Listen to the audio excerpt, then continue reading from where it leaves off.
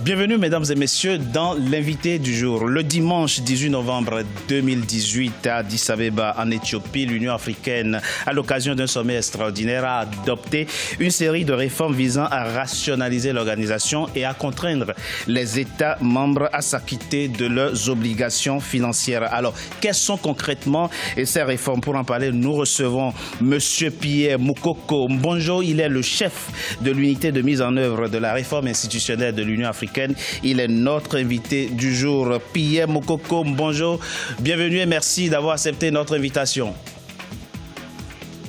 Oui, bonsoir.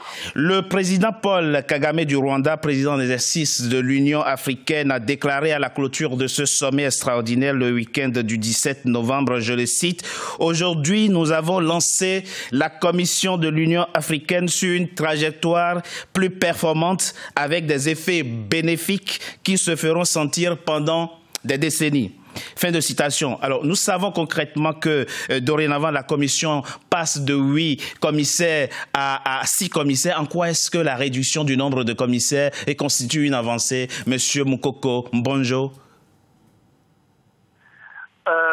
Il faut mettre cette décision de réduction du nombre de commissaires dans son contexte.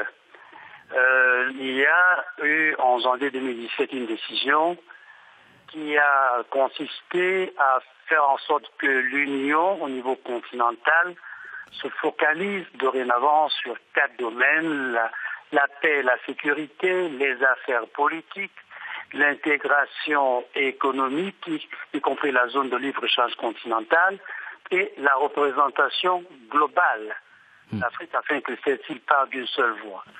La conséquence de cette décision, c'est la nécessité de clarifier la division du travail entre l'Union au plan continental, oui, les communautés économiques régionales au plan régional et les États membres.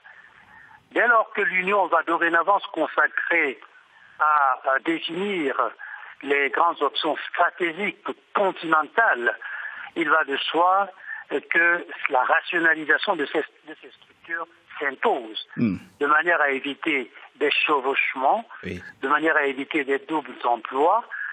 Donc voilà d'où est partie cette idée. Il faut bien comprendre qu'il ne s'agit pas de réduire pour réduire, il s'agit de réduire parce que les communautés économiques régionales, oui, la CEDEAO, la CEEAC, la COMESA, la SADC et j'en passe, vont jouer un rôle de plus en plus important dans la mise en œuvre au niveau régional des politiques communes de l'Union africaine. Monsieur Mukoko Mbonjo, on le sait. Vous voyez que tout cela se tient. Oui, on le sait, ce qui est véritablement en jeu, ce n'est pas tant la diminution du nombre de commissaires, mais le pouvoir qui est désormais dans les mains de la Commission de l'Union africaine. Est-ce que, à partir de 2021, année d'entrée en vigueur des réformes adoptées ce dimanche 18 novembre, la Commission aura plus de pouvoir qu'elle ne l'a aujourd'hui?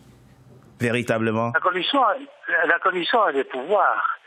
La question est de savoir comment faire que ces pouvoirs soient mieux assumés et mieux assurés. Avec une commission réduite, avec une commission qui est orientée vers la performance, avec une commission qui devra dorénavant fonctionner sur la base de contrats de performance, les contrats de performance du président de la commission vis-à-vis de l'organisation, de ses commissaires vis-à-vis du président de la commission, des directeurs vis-à-vis des commissaires. C'est tout un ensemble de réformes, à la fois administratives et financières, qui tendent non seulement à rationaliser le travail de la commission, mais à rendre la commission plus performante, disons orientée vers la recherche de l'optimum. Parlons plus concrètement, Monsieur Mukoko Mbonjo, pour prendre un exemple concret. Les réformes ont pour objectif également de permettre à la Commission de contraindre les États membres à s'acquitter de leurs cotisations. Quelle est aujourd'hui, du moins quelles seront en 2021, les possibilités pour la Commission de l'Union africaine, effectivement, de contraindre les États membres à s'acquitter de leurs cotisations? Non, c'est pas la Commission qui contraint les États membres à s'acquitter de leurs cotisations.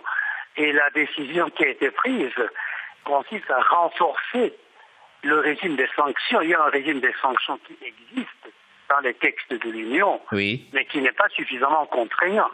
Les chefs d'État et de gouvernement ont décidé souverainement de renforcer le régime de sanctions. Un exemple est clair.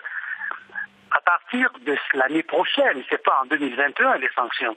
Ça n'a rien à voir avec la structure de la Commission 2021. Oui. À partir de 2020, les États membres qui n'auront pas, après 6 mois, après l'année budgétaire, 6 mois après l'année budgétaire, qui ne se seront pas 50% oui, de leur contribution statutaire annuelle, seront réputés être dans une situation d'arrière. Et qui c'est qui va agir? Vous avez dit au début de l'émission que c'est la Commission qui est l'exécutif de l'Union africaine. Qui c'est qui va renforcer, qui va mettre en œuvre les sanctions à l'égard des États qui sont pas, en tout cas qui sont en indélicatesse vis-à-vis de leurs cotisations? C'est la conférence des chefs d'État? C'est la conférence des chefs d'État et de gouvernement. Donc les présidents vont se sanctionner eux-mêmes, M. Mokoko Mbonjo? Mais bien entendu, ça se passe comme ça partout ailleurs. L'Union européenne, ça se passe comme ça. Dans toutes les organisations internationales, ça se passe comme ça. C'est pas un tribunal. Ce n'est pas un tribunal. Il s'agit pour chaque État membre de s'engager de façon souveraine, de payer ses cotisations. Et les États membres se sont eux-mêmes liés en prenant cette décision de renforcement qui a été votée à l'unanimité des chefs d'État et de gouvernement. Donc dorénavant, chaque État membre sait que à bonne date, en début d'année, la contribution statutaire doit être versée. Mais si 6 mois après cette contribution n'est pas faite, les sanctions vont commencer à tomber. Il y a des sanctions à court terme, il y a des sanctions à moyen terme, il y a des sanctions dites complètes. Un dernier élément très rapidement, M. Mokoko Mbonjo, pour finir notre émission qui est presque qui est terminée, M. Mokoko Mbonjo. Ce que les Africains attendent aussi de l'Union africaine. Si vous permettez que je finisse ce que je suis en train de dire. Oui, très rapidement, monsieur. Les sanctions iront jusqu'à la non-participation aux travaux. Ça, c'est la première fois que des sanctions sont prises par l'Union africaine. La conférence des chefs d'État, dites-vous, ira jusqu'à interdire la participation au sommet de l'Union africaine à certains chefs d'État. Dites-vous.